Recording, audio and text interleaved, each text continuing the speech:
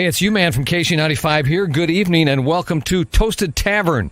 Your host, Scott Tobin, and the man called Wags are ready to bring you the night in sports. So pull up a stool, grab a drink, and let's get toasted. Good evening and welcome into the Toasted Tavern. And before we get to anything, you got to just say this. Vladimir Tarasenko just scored a goal for the St. Louis Blues. It was a 0-0 game against the Kings, and Vladdy breaks a tie. So I'm excited about that, pumped about that. But it's been a week, Scott, man. It's been interesting to say the least. We had NFL action going on, college football upsets here and there, and the Cardinals making news in the offseason. But before we get into all of that, how's your week been, man? Are you ready for some high school college football playoff or high school football playoffs as well? I am, man, and woke up this morning and it was like a new season outside too. We have cool weather. It's cloudy. It feels like fall. It felt like fall football weather on Friday night. And so, yeah, I'm excited. I'm ready for it. But before we get started, just want to send a well wishes and thoughts and prayers for anybody that's watching in the area that got affected by the severe storms in Missouri and Illinois last night, because some of those storms were nasty, did a lot of damage. Some people got hurt, and hopefully everybody's doing okay out there. Oh, 100%. Our thoughts and prayers out there. And we hope that no one had suffered much damage. And honestly, it sounds like from everything I've heard that there were no deaths or injuries or anything associated with the storms last night. Mainly it's just damage, which, that can be taken care of. The other things are definitely not as easy to take care of. So good to hear that it's mainly just damage and no injuries or fatalities in that. So like I said, if you are affected by it, our thoughts and prayers are with you. And I'll be honest, I went to bed at about 8 o'clock last night, slept right through it all. Yeah, in the St. Louis area, we didn't get a whole lot. Most of it was south, kind of close to our old friends in Cape, that Perryville area, down in that way, even in Farmington. So people were trapped in a building that collapsed last night. You had roofs ripped off of nursing home. There was a lot of damage. Luckily, like you said, there really doesn't appear to be any fatalities or any serious injuries. There may be a few little minor injuries, but doesn't sound like anybody had anything life-threatening, which they were really worried about last night, because these were some pretty nasty storms that did some serious damage. So, but again, that's still pretty devastating if you lose your home or your business or whatever gets destroyed. So again, thoughts to all of those people in the area. Most definitely. And I found it ironic last night as I was flipping through the channels, where it's middle of October. We have 80-degree weather and the threat of severe thunderstorms and tornadoes. And I just happened to pop on. Twister was on TV last night. I'm like, that is not something you want to have ironically playing on a day like yesterday. But once again, thankfully, it seems like a lot of stuff turned out okay. But let's move on from that and talk about sports, because that's the one thing that can help kind of solve this wound and kind of make things better.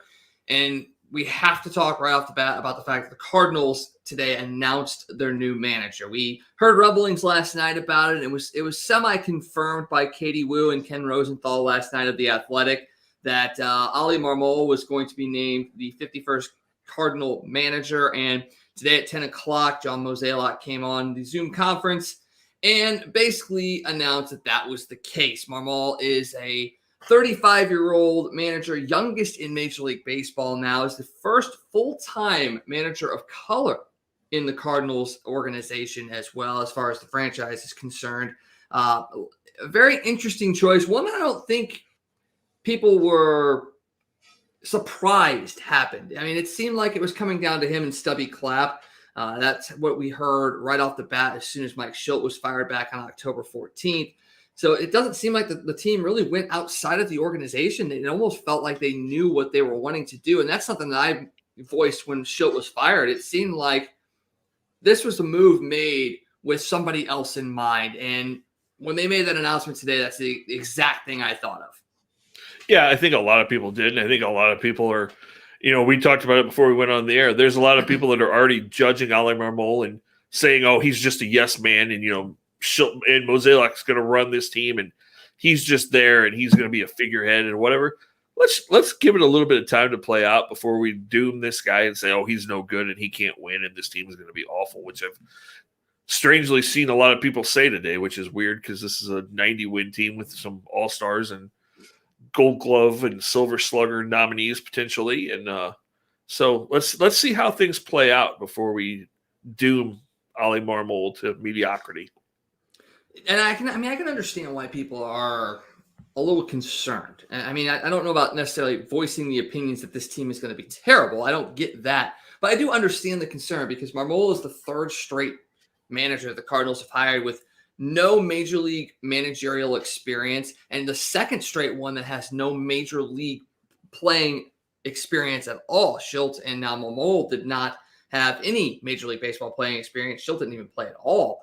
And I can understand the worry there because you don't have that experience, and I can see why that upsets fans and maybe concerns them. But, Marmol has had success in the minor leagues. He's coached at the minor league level for a couple of different organizations or teams here in the Cardinals organization, and he's found success with them as well. He's also coached a few of the guys that he's going to be now managing at the big league level. So there's that connection there that Schilt also had with his players. I mean, I get it. I understand the level of concern because of the, I guess, minor success this team has had with the last two managers. But to your point, you got to give this guy a shot. There's a reason why they decided to go with him, even though he was basically being groomed by the guy they just fired. There's something there that they saw that they wanted to promote and move forward with. And, again, this goes to some level of the fact that Cardinal Nation is just spoiled because we talk about that and say, oh, man, we've got to be nervous. This is 3 managers in a row, and, we've just had minor success.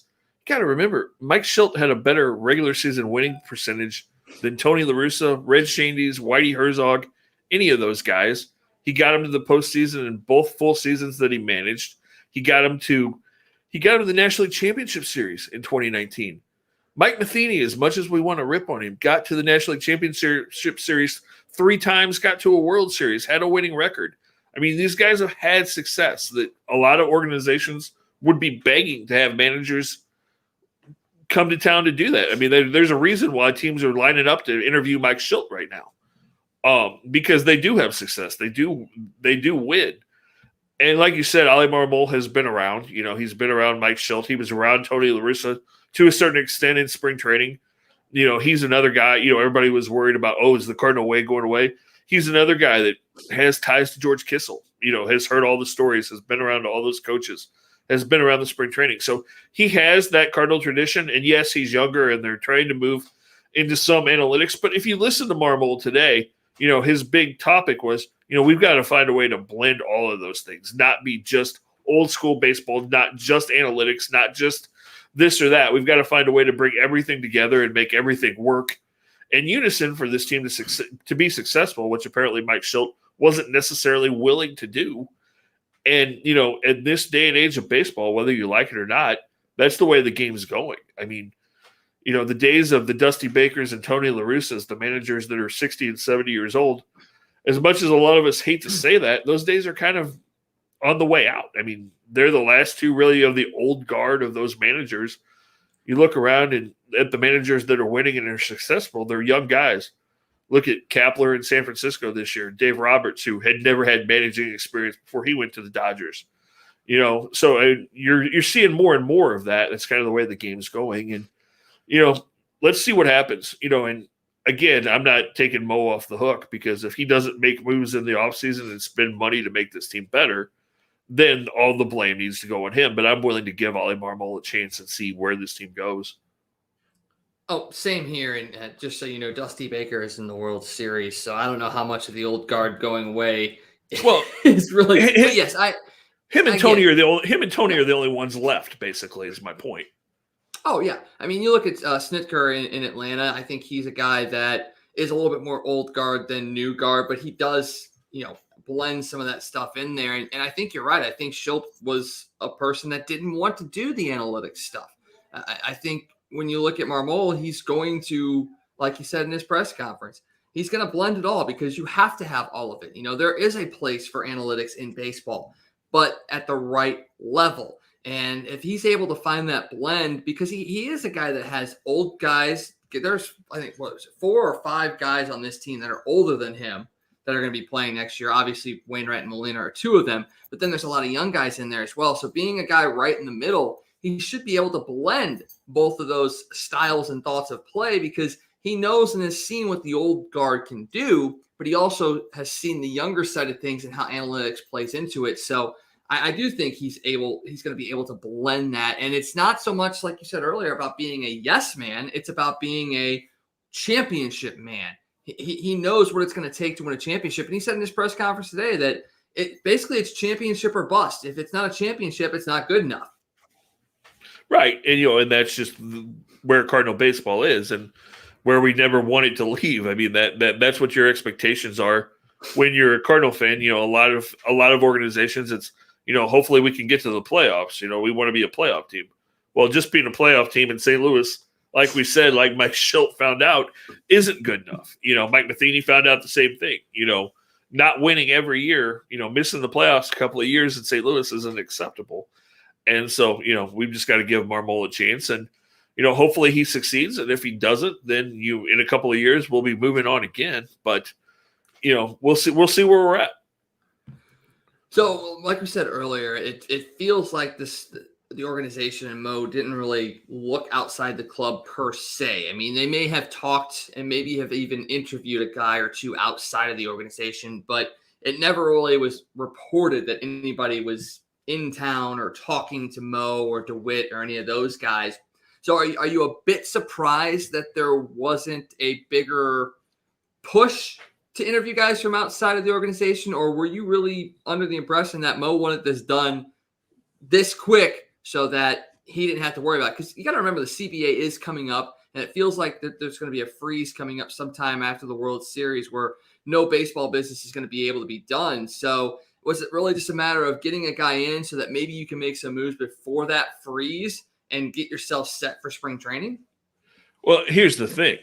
You say no interviews were done and they didn't look at anybody outside the organization. Well, the guys that they were going to look at for the most part outside the organization are guys that have ties to the organization. So how do we know that they didn't do phone interviews? Right. They didn't do Zoom interviews. They haven't been talking to those guys for a while. And, in their reports, Ale Marmol's looking for a bench coach, and they're talking about expanding the coaching staff. The current staff is going to stay, but he may add some people. And some of those guys that were outside the organization names, guys like Skip Schumacher, guys like Matt Holliday, guys like Ryan Ludwig, those names are coming up right now as guys that may potentially join this team in the coaching staff in some way, shape, or form to be outside voices that aren't just guys that are right in the organization that have been in other places and may have a different viewpoint than what Marmol and this coaching staff has. So let's take some time. Let's see if they make those kind of moves. If you bring in a Skip Schumacher, which, sounds like there may be a mutual interest. There may be some interest in doing something with a Matt Holliday, Ryan Ludwig, who have worked with other organizations and can bring in some knowledge, the way different teams are doing other things too. So let's just see how this all plays out. And yeah, it sounds like, there will probably be a lockout December 2nd when the collective bargaining agreement ends. But, if there is, it makes a lot of sense because what's the best way to get something done when you have 4 months before spring training starts, 3 months before spring training starts, threaten the players, hey, free agency, everything's going to stop until we get this done. That's going to just give everybody more urgency to get that collective bargaining agreement done, because if free agents aren't getting paid, they don't know what their contracts are. They're going to want to get that done as quickly as possible and get ready for spring training. So while things could get locked out in December, I don't see it. I know some people are like, oh man, spring training, the season's not going to start. I don't think there's any chance that happens. I think spring training will start on time. I think the season will start on time. I think it'll all get resolved. There may be a lockout for a few weeks. It's possible, but I don't think it'll affect the 2022 season in any way. I'm sure hoping not, because it could be very, very exciting. And let's talk a little bit about those bench coach options. You mentioned Skip Schumacher, Matt Holliday, Ryan Ludwig. We were talking before the show about, kind of the odds of each of those guys getting that role and wanting that role in a sense. And, for me, it comes down to, it almost looks like Matt Holliday might be the guy that has the best odds, because you look at a guy like Ryan Ludwig, and we heard over the offseason or during the season that, he had been working with some of the guys that were on the team. I wouldn't say counterintuitive to what Jeff Albert has been doing, but maybe speaking it in a different way. And that made me a little concerned that if you bring a Ludwig in, would there be any animosity between him and Jeff Albert? Would there be any just back and forth? I mean, would that be something that would be distracting? Then you look at Skip Schumacher, and it's a lateral move between San Diego and here. Now, you're right in a sense that he would be connected back to the Cardinals organization, and maybe that would help propel him to maybe be the next guy after Marmol, whether he succeeds or not. That might be a point of why Skip Schumacher would come back to St. Louis in essentially the same role he's been in San Diego. But then, you look at a guy like Matt Holliday. He doesn't have anything as far as, like connections negatively or positively to the current coaching staff as it is. He didn't mentor hitters around the wishes of the hitting coach. He didn't do this or that. He does have ties to the Cardinal organization, obviously. He does have the wherewithal to have observed Tony La Russa while he was here. So he does have a lot of the qualities and I guess the safe bet of a guy that maybe wouldn't rock the boat per se. But, if you were to give odds between those three guys, what would you say the odds are for each of those guys getting that bench role? I think there's a pretty good chance that all three of them, honestly, could end up on this coaching staff because we heard Marmol talk about not only adding a bench coach, but expanding the coaching staff.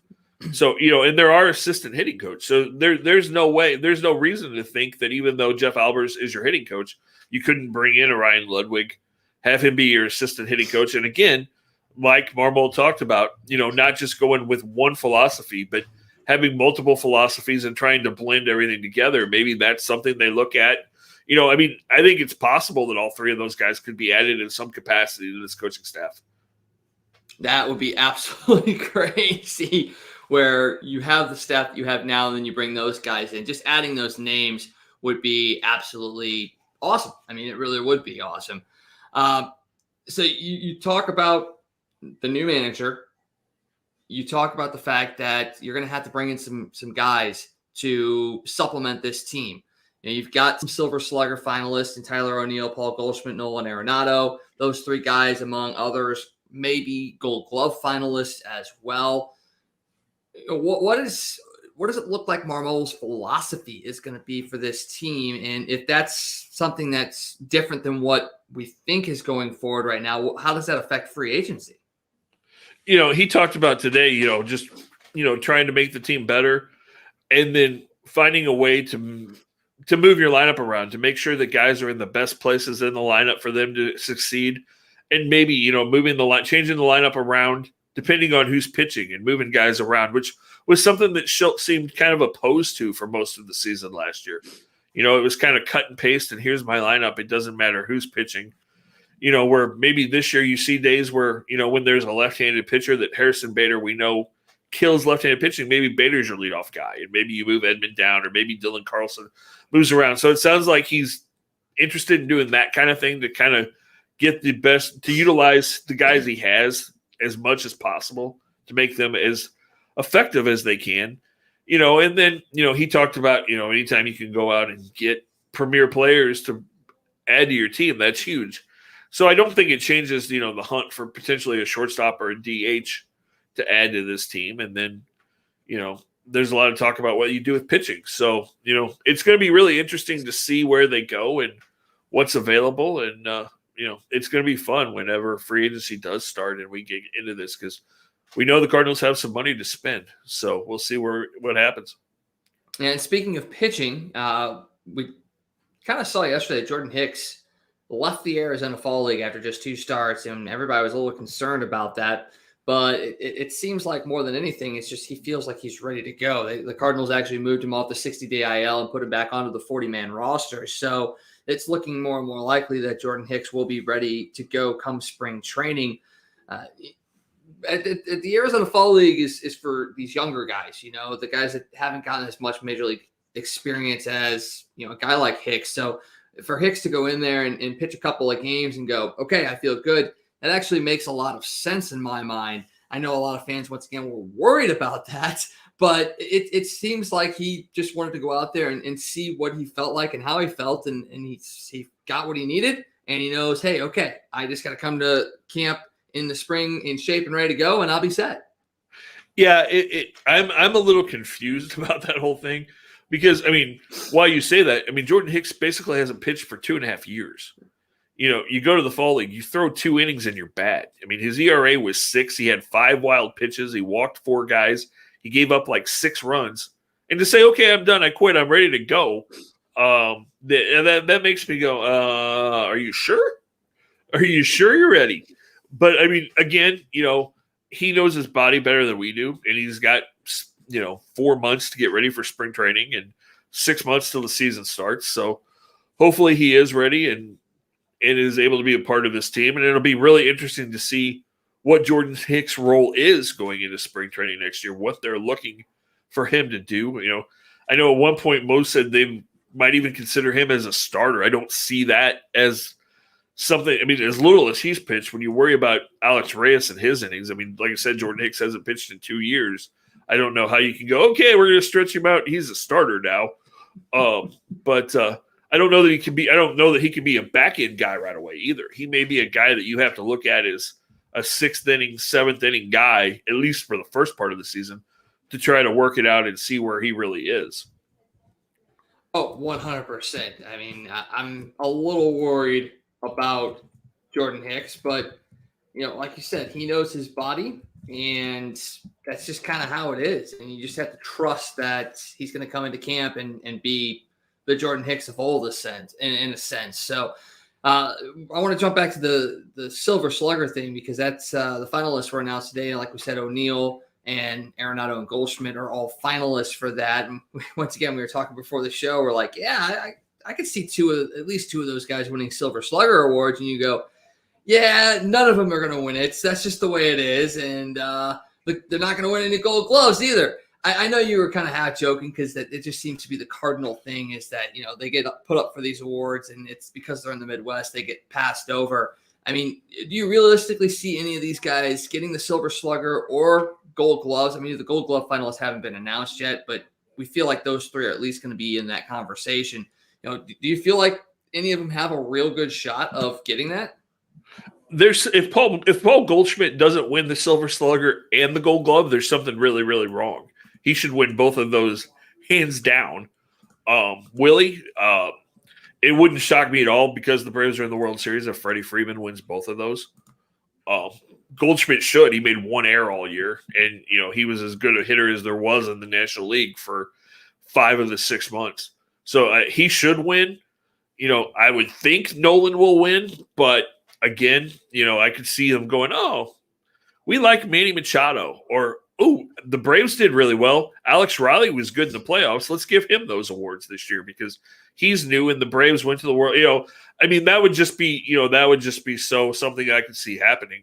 But, and Tyler O'Neill, I mean, definitely should at least be really considered for the Silver Slugger in left field, because he was really, really good for most of the season when he was healthy, and should probably win the Gold Glove for a second time as well. And, people that still say they have questions about Tyler O'Neill, if he does win both of those and he's got 2 Gold Gloves and a Silver Slugger, how can you go into next year and say, oh, I'm still not sure Tyler O'Neill is my everyday outfielder?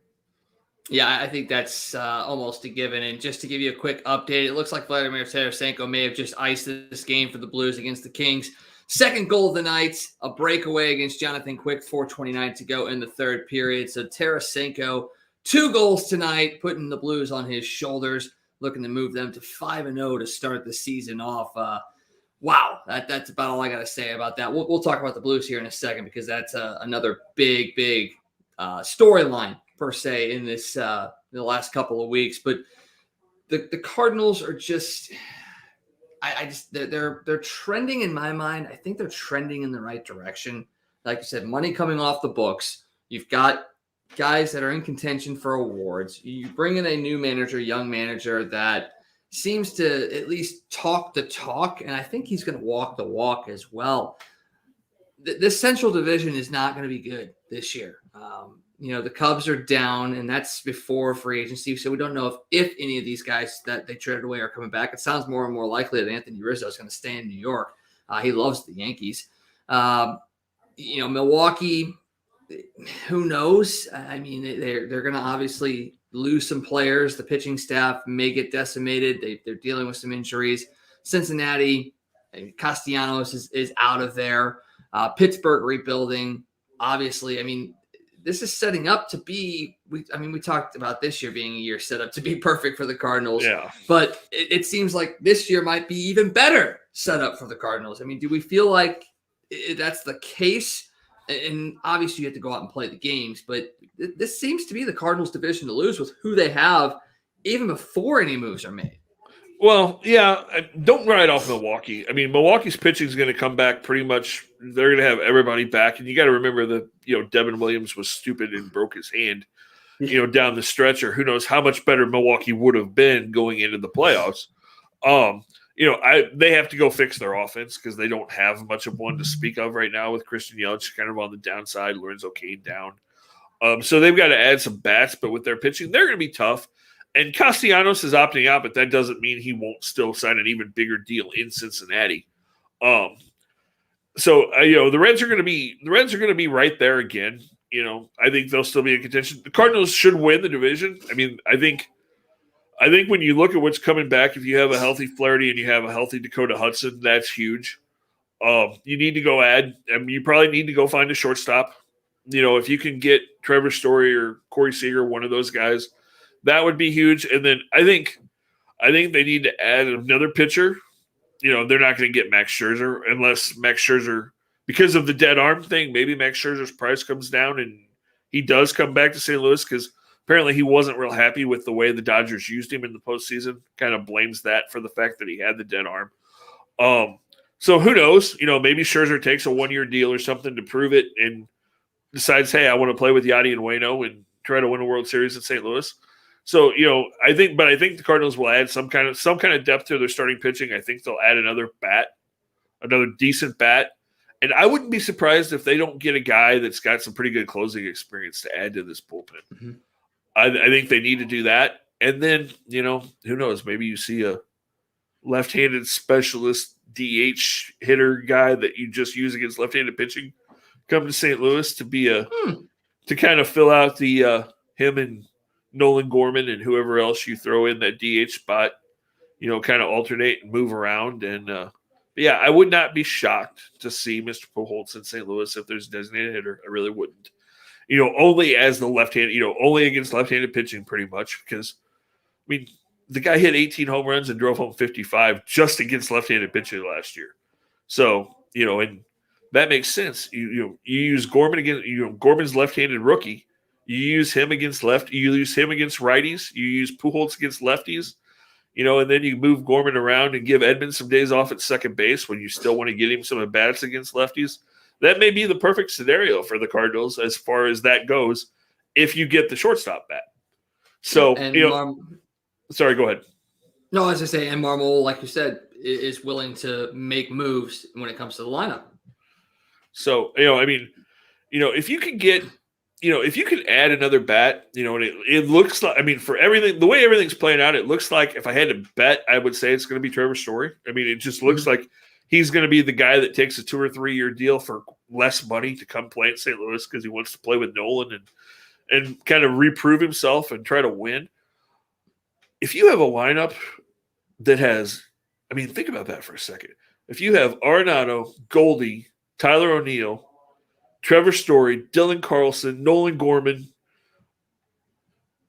Harrison Bader, the way he hit down the stretch last year. Tommy Edman had, 45 doubles?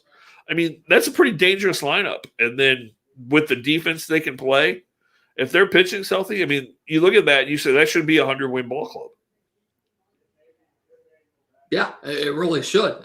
Obviously, once again, you have to play the game, so they have to produce, but that is, it sets up very, very nicely for this team going forward. And if they can put that together, then the sky's the limit for this team. And the sky is the World Series. And speaking of the World Series, we have a series set.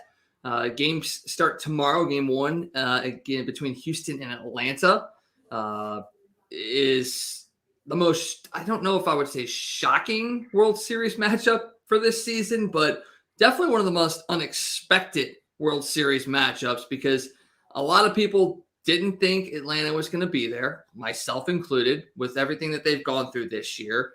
And Houston, they had to prove that they could get back there with the team they had and not the way they got there before. And you have to give all the credit in the world to Dusty Baker for settling that down and really getting those guys to believe in themselves and that they could do it without extra help in a sense. So, yeah, it's an unexpected World Series, but I mean, I think you got two decently good teams. Look what Atlanta did at the deadline. They addressed and went heavy on what they needed. They redid their outfield 100%, and it paid off. And you're starting to see guys, Eddie Rosario is having a hell of a postseason, 14 hits in the NLCS, which is a record, and he did it in just 6 games, whereas the other guys did it in 7. So these are good teams. And I mean, what are you looking at in this series as far as, X factors and then at the end of the day, who's going to win? I think it's going to come down to pitching. Can Houston's pitching hold up? Because, that was the big question. I didn't think they had enough starting pitching with all of the injuries they had with McCullers getting hurt and everything. But Dusty's been able to piece that together. Their bullpen's been really good. Can they do that? The Braves definitely have the advantage when it comes to starting pitching. And then can a guy like Eddie Rosario stay hot? I mean, he had a David Freese-like NLCS, very similar to what Freese did to the Brewers in 2011. Kind of came out of nowhere. When the Braves got him, he was hurt. So you got to give Alex Anthopoulos a lot of credit there because they traded for him knowing that he wasn't even going to be able to play for the first month that they had him. And, that's really paid off. And now they've got Jorge Soler back, who was out with COVID, and he comes back. And so they've got a lot of weapons. So I think it's going to come down to who's pitching, who's bullpenning, because I saw a couple of little leaks in the Braves bullpen towards the end of the Dodgers series. Luke Jackson kind of struggled, been really good all year and had some issues. So can he straighten out? Because, you go into that ballpark in Houston, and that can be such a difference maker when you're playing in those Crawford boxes and it's pop flies, 310-foot pop flies to left field or leaving the ballpark. I think – I want to say Atlanta's going to win, but because of the experience that Houston has, because their starting lineup is basically the same lineup that has been to the World Series so many times, and it's kind of the last run, with Correa probably leaving and a couple of those other guys being free agents. So I would like to say Atlanta, but I think Houston maybe wins at 7. Yeah, I think it's going to be real close for sure, and I think it does go 7 because the Braves have some sort of voodoo magic going on like the Cardinals did near the end of the season this year. But like you said, I think it comes down to the experience of Houston. And even though they're not being helped in a way down the stretch, they still have done plenty to show that they are a team that needs to be reckoned with. And I think you're right. It does come down to pitching. And if the Braves bullpen reverts to what they were doing, yeah, I think maybe the Braves can win this series. But I think it is going to be Houston. I think you're right. I think it probably will be 7, which means it's going to be a great World Series. Unfortunately, I don't know if anybody's going to watch it because it's Houston and Atlanta. And you have to look at what happened this year with Atlanta losing the All-Star game due to the voting rights bills in Atlanta.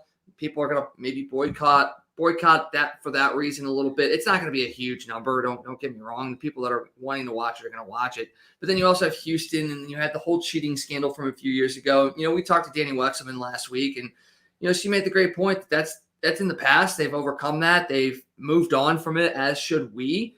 And you should be excited to watch this team produce at a level that is good without that surrounding it. But this has probably got to be MLB's worst case scenario when it comes to the two teams that made the World Series, because outside of Atlanta and Houston, really, what is the draw for fans that are not in those cities?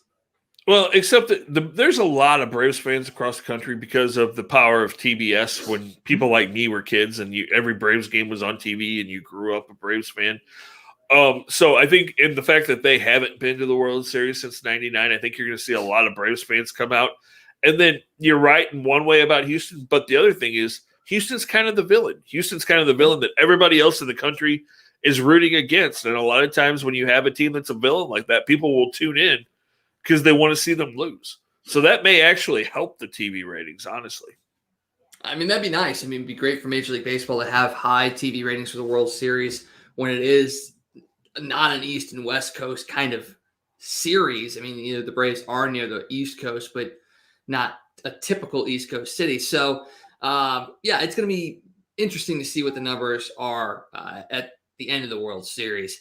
All right, we were kind of stalling there for a little bit because the Blues game was wrapping up, and it does go final. And for the first time in franchise history, the Blues start a season 5-0, and they did it behind strong goaltending from Ville Husso, 2 goals by Vladimir Tarasenko, and an empty net goal by David Perron, who now has 6 goals on the season in 5 games and just playing lights out right now. And I mean, I posited this question, I think it was on Saturday night in our group chat, and I was like, guys, is this Blues team actually good?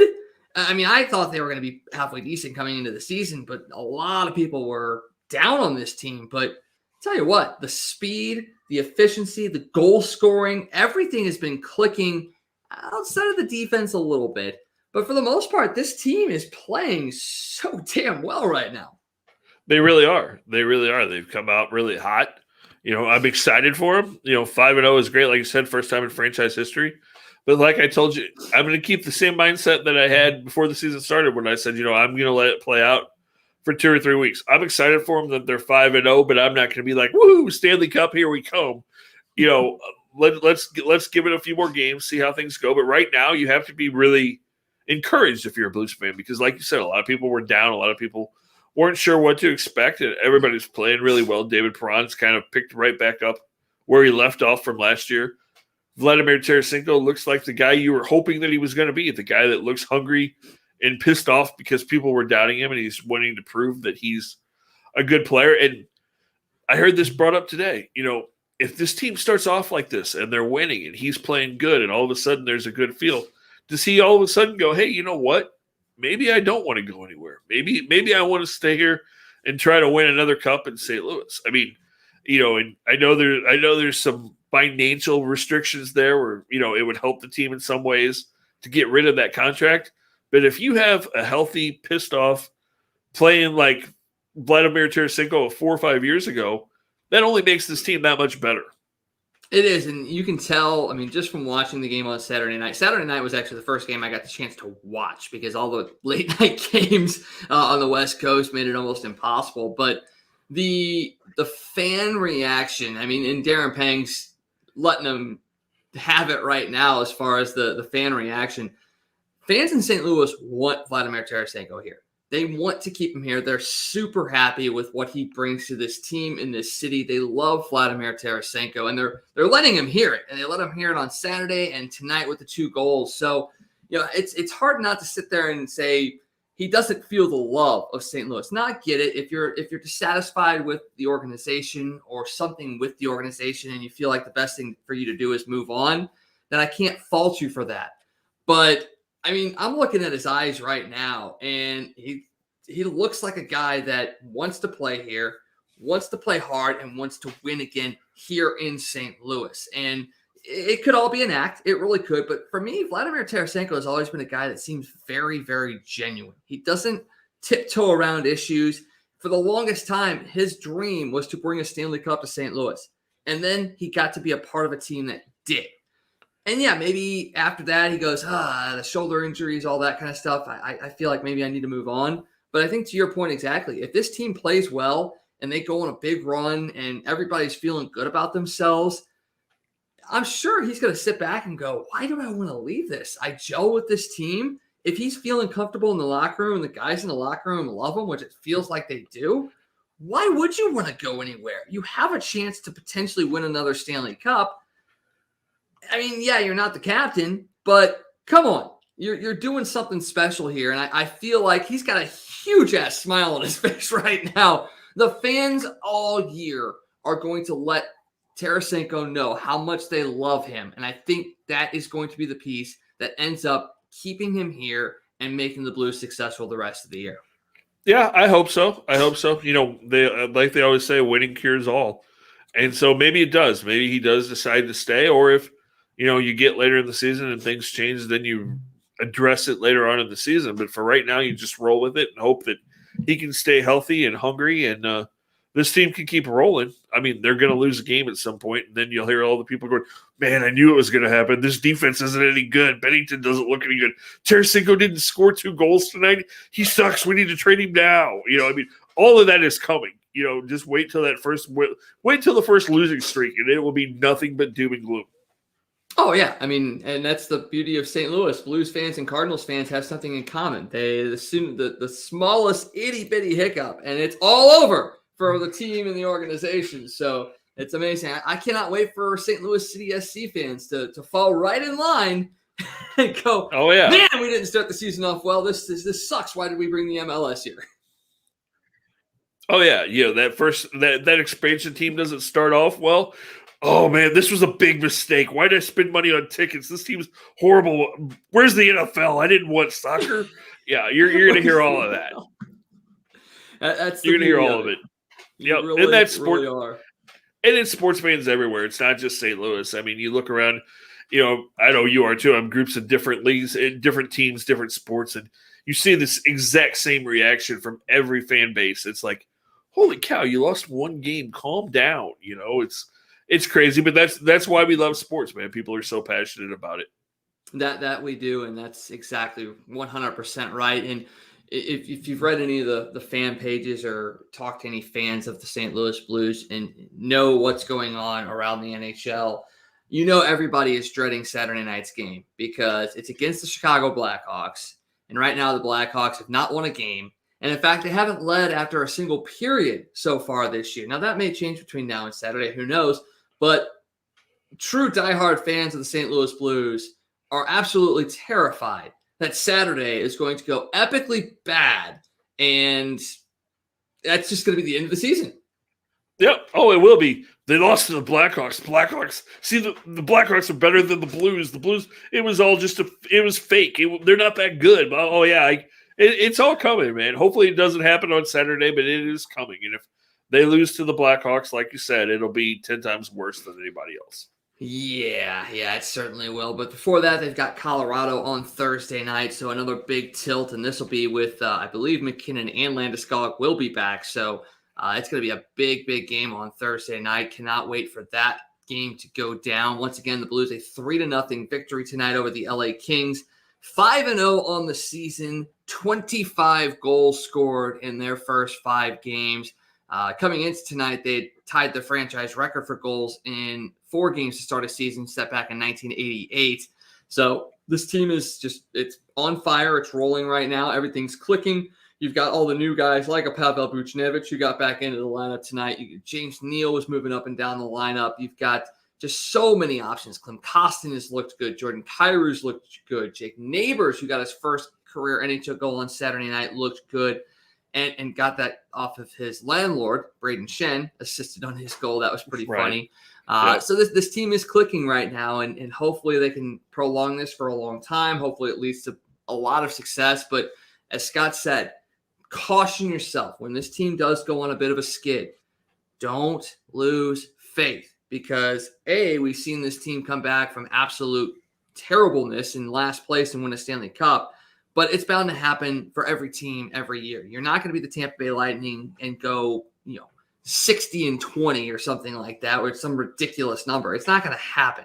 So just, when the skid happens, just keep the faith, keep cheering, and help this team get out of that funk whenever it does happen, because it will happen. Just be faithful. All right. In order to be faithful, we got to jump over to the NFL because I'm not going to say anything too arrogantly, but I think we both had a pretty damn good week when it came to making picks. And I should have been even better, but I changed one of my picks at the last minute because I was like, come on, it's not going to happen. That was the Baltimore-Cincinnati game. I had originally picked the Bengals in that game, switched it over to Baltimore at the last minute. Damn, I was kicking myself because if I would have kept it at the Bengals, I would have gone 11-1 going into tonight. Unfortunately, I just went 10-2. Scott, you were 8-4 this week. Really, I can't fault you for the couple games you lost that I didn't pick. Kansas City at Tennessee. I mean, you had to kind of keep the faith in that one.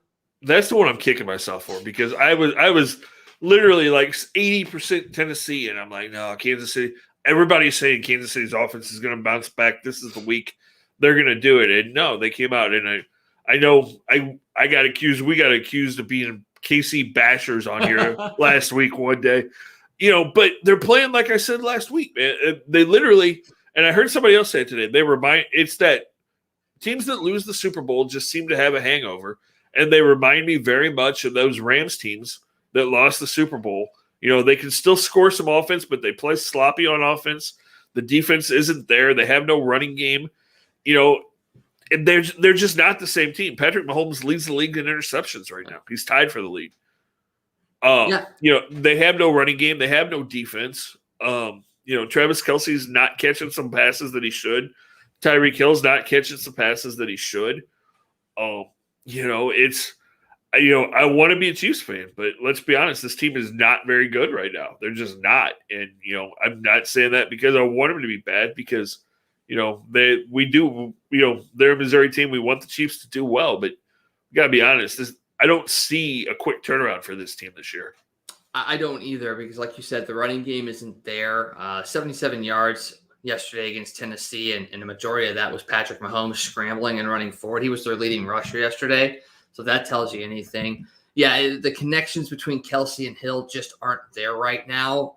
They didn't have a receiver over 100 yards yesterday, and that's been something that seems to be a week in and week out occurrence. Mahomes just kind of throwing things up. I mean, you could really see him pressing yesterday. I mean, there was the one run that he ended up fumbling on. He was going to tuck the ball in, but it just wasn't quick enough. It wasn't there already, and it got punched out. A couple of just wild throws that just seemed to not be Patrick Mahomes type plays. Maybe throws, yes, but not typical Mahomes plays. And then he gets the smack in the head from the lineman's leg and looks to be just completely gone.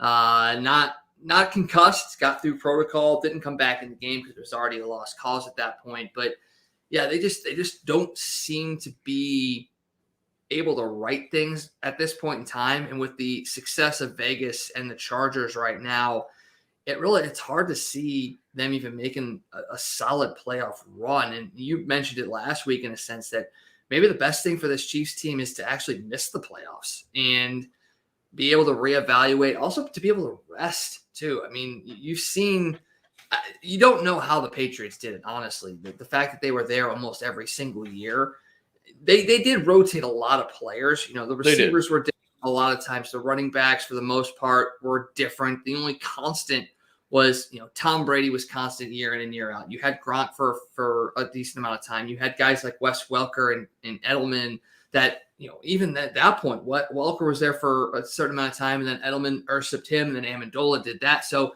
even that part, they were rotating guys in there at. So, maybe it is something that needs to happen where the Chiefs miss the playoffs and they're able to reassess where they go from here.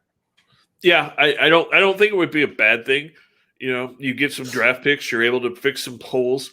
A big problem that they had, and we saw it in the Super Bowl and at the end of the season last year, was their offensive line got hurt, and they tried to fix it. They went out and signed some guys. They brought in basically a whole new offensive line, and it's not very good. Like Mahomes is under constant pressure, which is part of the reason that he is throwing balls up, because he's running for his life a lot of the time, and they can't create holes for the running backs. And, if you don't have – we've talked about it a million times. If your offensive line is not good and their defensive line is not good, they can't stop the run. You look at that defense, and, the only two players that really stand out when you look at that defense are Tyrann Mathieu, who has been banged up this year and isn't playing at the level that you expect, and Nick Bolton, who's a rookie, who looks like he's going to be a really good linebacker at some point, but he needs a lot of help. And other than that, you look at that defense and go, okay, who else is really doing anything? Nobody. I mean, they benched Daniel Sorensen and everybody else. I mean, you look at their front four, it's just not getting pressure on quarterbacks. I mean, they had some good coverage of Derrick Henry yesterday, but once again, it all comes down to it was Nick Bolton leading the way. He was the one getting into the backfield and making plays, and that was the only name that you heard called. And good on the Mizzou product because he's right up the road from where he went to college and everything like that. But yeah, he is going to need a lot of help, and it's not, like you said, not going to change anytime soon, unfortunately, because I don't see anything on the horizon that's going to help them. I mean, they're not going to go out and make a trade at the trade deadline and bring in an impact player that's going to turn things around. It really has to come from inside the organization right now. You got to have a couple of guys step up and say, okay, we have to change the culture here right now. We got to change what we're doing, and we got to step up and play hard. And if that doesn't happen, then this team will not make the playoffs this year. No, yeah, I like we said, I just don't know that it's going to happen.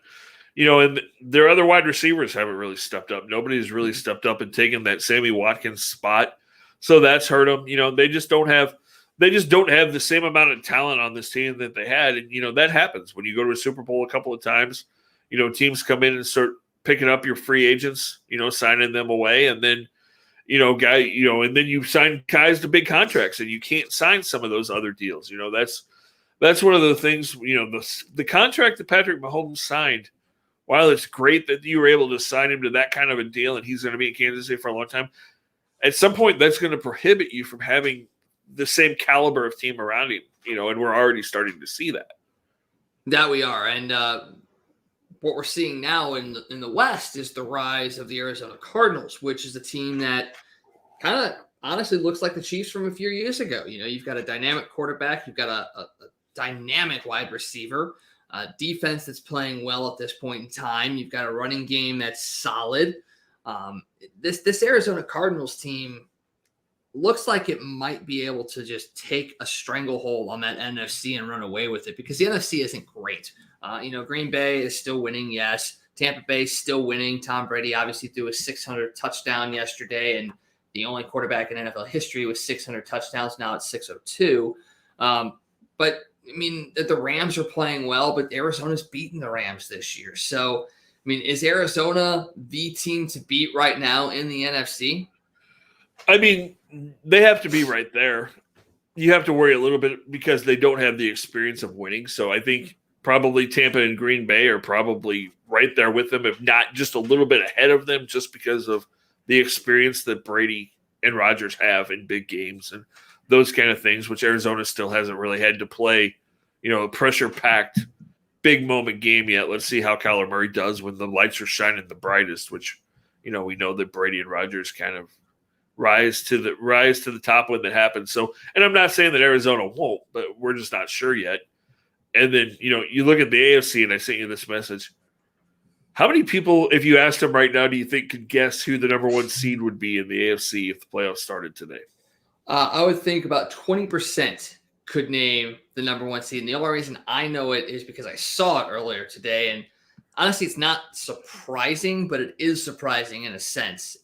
Who is the best team in the AFC right now? If I told you Joe Burrow and the Cincinnati Bengals, if the playoffs started right now, would have home field advantage and be the number one seed, I don't think 20% of people would have that. I think it'd probably be more like 5 or 10, honestly. Just people in Cincinnati? Probably. It's shocking because they have been a doormat for so long. And they've gone out this year and they've just proven time and time again they're a team that needs to be looked at. I mean, that win against Baltimore yesterday, very solid. It wasn't a squeaker. It was a sheer dominating performance. And this is a team that lost the last 5 games against Baltimore, scoring a total of 6 points combined in the last 2 games. Joe Burrow had a horrible game the last time he played Baltimore, and yet they came out yesterday and just absolutely dominated. Jamar Chase had a big game. Their tight end on tight ends day had a big game. So, yeah, Cincinnati's looking pretty good, and we thought that AFC North was going to be a tough division. Cleveland there, Baltimore, Pittsburgh, and Cincinnati. We thought Cincinnati maybe would be that 4th seed, but a very close 4th seed. Well, right now they're the number 1 seed. Cleveland's dealing with some injuries. Baltimore's still dealing with some injuries despite playing well. And Pittsburgh just not looking good at all.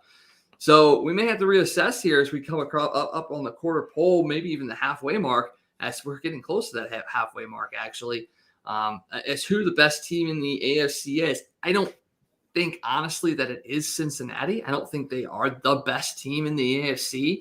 And, I'll give you a nod to another team that's kind of, off the radar in a sense. Tennessee looks damn good. The defense is playing well. They've got Derrick Henry at the running back position, obviously. Ryan Tannehill is managing games properly. A.J. Brown, Julio Jones are just a dynamite duo when they're both healthy. I think you have to look out for Tennessee. I mean, we thought Buffalo, Cleveland, those teams were going to be up there. We thought KC was going to be a team that could be up there as well. But Tennessee was right there the last couple of years and probably should have beaten Kansas City first in that wild one that they were up so much on. But I think they've learned. I think they learned what they need to do to win games and win games on the road. So if I were to put my money on a team right now, I'd have to look at the Titans and go, that's them. Yeah, I mean, they're right there. Those teams are all still so bunched. Tennessee, Buffalo should have beat Tennessee last Monday night. I'm not sure exactly what Buffalo is doing when it's 4th and 1 and you can kick a field goal and go to overtime and you don't. But Buffalo's right there still. You have to look at the Raiders, what they're doing offensively, and say they're a team that can beat anybody. San Diego. I'm never going to not call them the San Diego Chargers. The Chargers are still right there. Cleveland won the Thursday night game last week. They're going to get Nick Chubb back this week. Will Baker Mayfield play on Sunday? It's possible. His shoulder's in bad shape, but it's his non-throwing shoulder. He's going to need 4 to 6 months recovery time whenever he has surgery. But he's going to try to gut through it and play and get them through the playoffs. So, Cleveland's not done yet. They're still going to be a force in the AFC. So it's still really tough. I think all of those teams are right there, but you're right. Tennessee is a team that you really have to look at. And, Cincinnati, I was totally wrong because I gave them so much crap when they drafted Jamar Chase instead of taking Penei Sewell, the offensive tackle, because I thought it was going to get Burrows killed. But that combination, that LSU combination, has definitely found the same magic that they had Burrow's senior year down there. That it has. And, obviously still, even week 7 is still kind of early in the season, but they are starting to play really, really well. And if the protection can hold up, then who knows? Maybe the sky's the limit for Cincinnati for sure. So we'll see how that plays out. You got New Orleans and Seattle going on right now, 5:36 to go in the fourth quarter, a 10-10 game up there in Seattle. The Saints are driving right now inside Seattle territory, 2nd and 10 on the Seattle 41. Both of us have the Saints in this game. Obviously, Russell Wilson still not playing for Seattle. Geno Smith, 167 yards and a touchdown pass to DK Metcalf, 84 yards on that touchdown run. Just one other reception for him for 12 yards. So not an offensive juggernaut when it comes to that. Alvin Kamara has a 13-yard touchdown pass from Jameis Winston and a couple of field goals on either side gives you that 10-10 game. So we'll see how that plays out. But just an overall, just a fun, exciting, news-filled day here in the city of St. Louis. The new Cardinals manager, Ali Marmol, announced the Silver Slugger finalists announced. The Blues, a 3-0 victory over the Kings. Vladimir Tarasenko, 2 goals, looking pretty damn good right off the bat right now. Scott, man, what are you looking forward to the rest of this week? And you got anything final before we head out? Just looking forward to getting back to some college football because college football is starting to really pick up. Who is going to be in that top 4 is going to be really interesting to see how that plays out the next couple of weeks. We've got district high school football coming up, which is going to be fun the next couple of weeks. And then this is our last full week, as you asked, for the Real Men Wear Pink campaign. So please, please, please, if you haven't donated, please do that. Any amount that you can give will help. You can go to any of our social media pages. There's a link on our Facebook page. Any of our pages, you can go to that link, click and donate. You can go to my personal page, link and click and donate. But just please help make that final push. We're about $200,000 is what St. Louis area was trying to raise this year. We're about $35,000 away from that total. So we still have a really good chance to get there this week. So if you haven't donated, please do that. Help us get to that total for the St. Louis area for this year. And I appreciate anybody that has donated. And let's just do all we can to help fight breast cancer and cancer in general. Open those pocketbooks. I know that's a dated reference, but open up the pocketbooks, open up the checkbooks, get the ledger out, do whatever you can. Let's get to the goal this year so that we can help battle this and fight this as much as we possibly can. So, well, once again, just a solid night in St. Louis sports and Midwest sports in general. I want to thank Scott for joining me again tonight because every time we get a chance to talk sports, we both are happy. We'll leave it at that. We'll have tomorrow night off, and we'll be back with you on Wednesday night. So make sure you come back then for more Toasted Tavern. For Scott Tobin, I am the man called Wags. Have a great rest of your night, and we'll see you guys on Wednesday. Hey, it's you, man, here from Casey. For all your sports news, catch the Toasted Tavern with Scott Tobin and the man called Wags, weeknights at 9 p.m. You can follow Toasted Tavern on Facebook, Twitter, Instagram, and YouTube. Let's get toasted.